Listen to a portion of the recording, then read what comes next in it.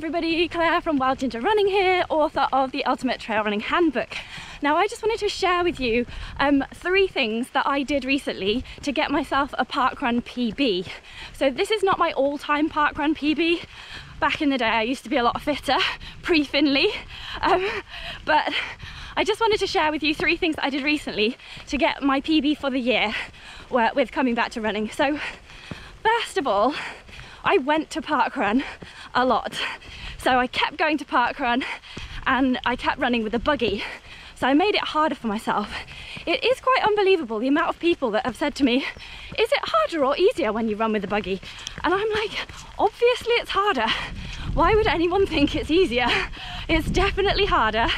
Definitely puts about 3 to 5 minutes onto my time, depending on which parkrun it is. So I made things harder for myself. I went all out with a buggy at parkrun. I did that week in, week out, barring, you know, for probably about 3 months. So that's the first thing I did.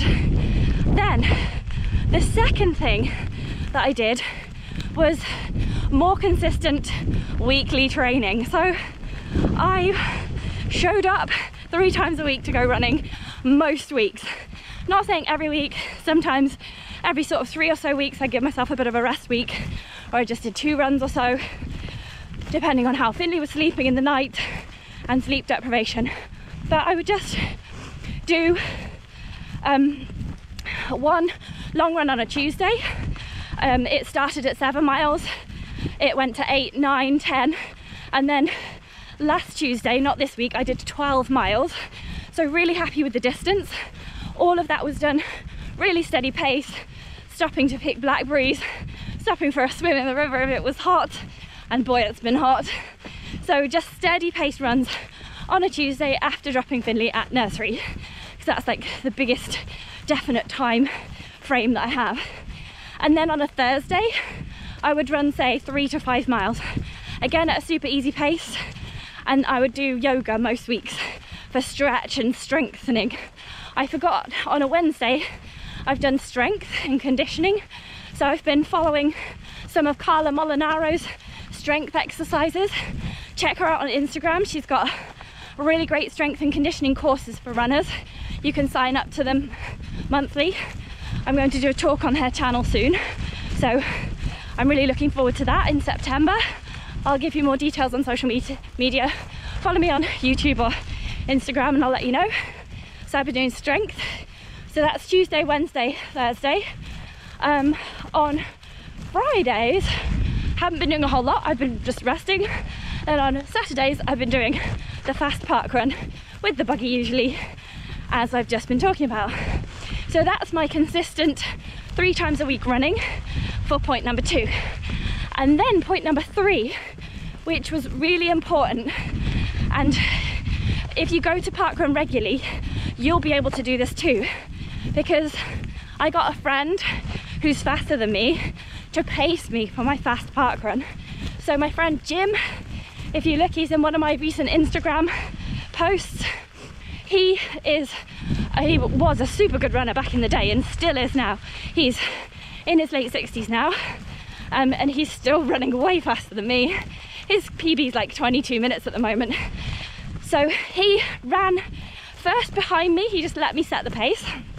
And then he ran slightly in front of me in the last sort of 1.5 miles so that I could keep him in sight and try and catch up with him at all times when I was feeling like flagging. And I suppose, I don't know if this is a 4th thing, it might be a 4th thing actually, but it's to pace yourself. So I decided that I wanted to do sub 25. I thought that with just sub 28 minute parkrun with a buggy, I could probably knock 3 minutes off without the buggy. So I aimed for sub 25, so I thought I'll try and run 8-minute miles.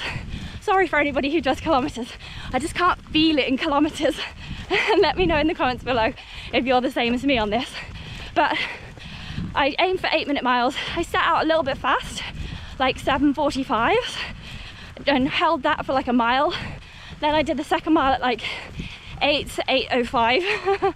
I seemed to get stuck on 8:05 for a bit, and then the last mile I just held on and it crept to 8:10, but I think I'd done enough fast stuff at the start for the average out, and I got a this year PB of 24:40 something. Can't quite remember what it was, but I was really pleased with that because it was definitely sub 25. The only downside to that is I've probably got to do it again, haven't I? So those are the 3 or 4 ways that I use to get a good parkrun PB for this year. Let me know in the comments below if you found any other ways to get a really good parkrun PB for the year. I'd be really keen to see what you think, and let me know what times you're aiming for as well. Like, I think my fastest of all time is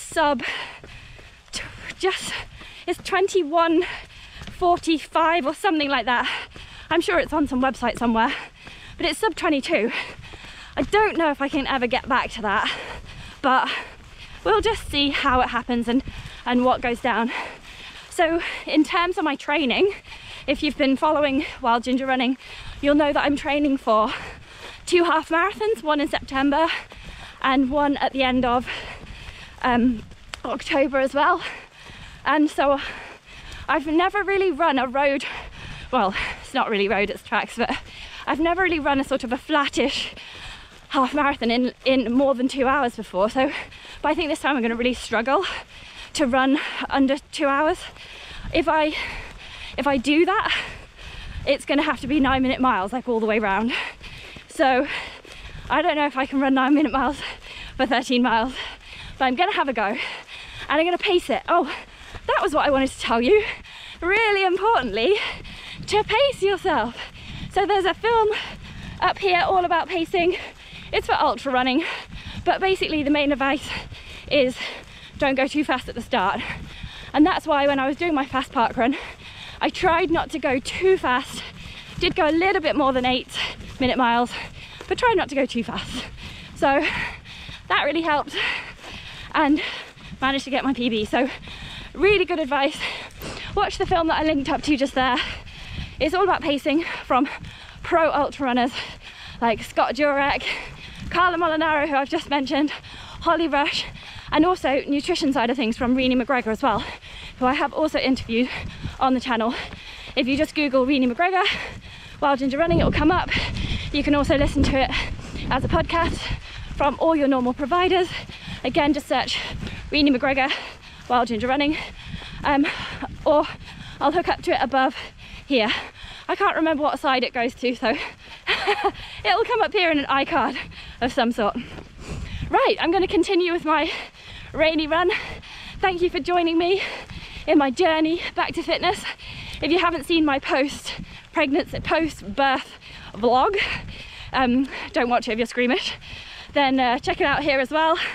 It's taken me like a year to get around to editing it because I didn't have a great year in 2021, and yeah, it was very hard to come back to running, but now I feel like I can do more consistent training, got more energy, and I'm going for some races. Whoop whoop. So 2 half marathons this year, followed by the Manx Mountain Marathon in April next year, and then I've got some plans for the rest of the summer, end of the summer.